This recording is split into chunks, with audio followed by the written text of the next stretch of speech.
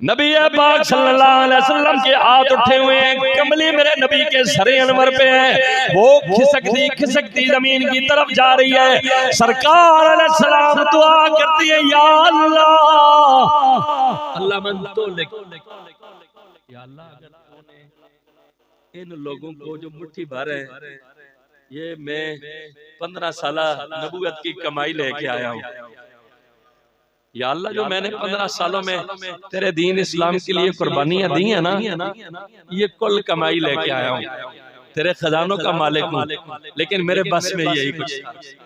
अगर तूने आज ये लोग मिटा दिए तो कयामत तक तेरा नाम लेने वाला कोई नहीं होगा। एक तरफ लात और मनात और हबल के मानने वाले हैं, मेरे मालिक ये 313 तो तेरी जात भी, लिहाजा आज मिट गए तो कयामत तक तेरा नाम लेने वाला कोई नहीं होगा।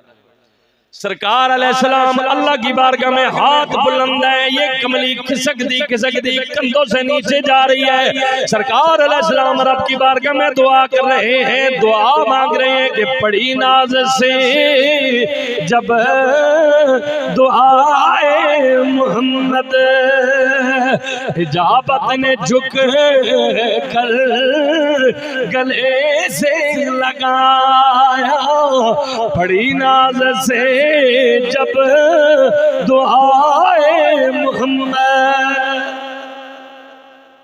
इस हाल में कि कमली खिसक के नीचे गिरती, मेरे नबी के यार सिद्दीक अकबर ने पीछे से सरकार को दोनों बाहों में लिया, कहने लगे सरकार आप रोना बस कर दें, अल्लाह ताला आपसे बड़ी मोहब्बत करता है, वो जरूर आपको फतह देता है।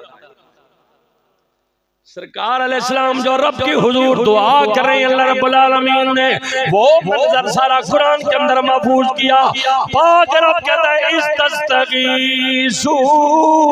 रब्बकुम फस्तजाब लकुम अन्नी मुमिद्दुकुम बिअल्फिन मिनल मलाइकति मुरदफीन।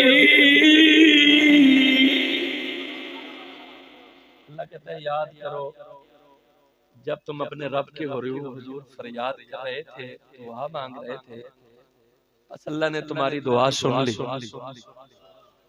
अल्लाह ने वादा फरमाया कि मैं मेरे महबूब आसमान से 1000 फरिश्ते तेरी मदद के लिए नाज़िल कर रहा। सिर्फ फरिश्ते ही नहीं, कुरान पढ़ो तो अल्लाह कहता है अन्नी महाकुम, सरकार फरिश्ते ही नहीं आए, तेरा रब भी साथ, अल्लाह भी तेरे साथ है। अगर गारे शौर में अल्लाह कहे ला तहज़न इन्नल्लाह माना, सरकार की जबान से ऐलान करवाए तो अल्लाह ने तुझे अकेला नहीं छोड़ा, अल्लाह कहता है मैं भी तुम्हारे साथ। सरकार अपने हुजरे में है, सहाबा बाहर जनाब ख़ैमे में खड़े हैं, वो तो इस इंतजार में कि सरकार, वो तो नबी पाक अलैहिस्सलाम का चेहरा देख के जान जाते थे, समझ जाते। जब सरकार बाहर तशरीफ लाए ना, चेहरे पे तबस्सुम था, चेहरा खिला हुआ था, सहाबा समझ गए चलो जी बात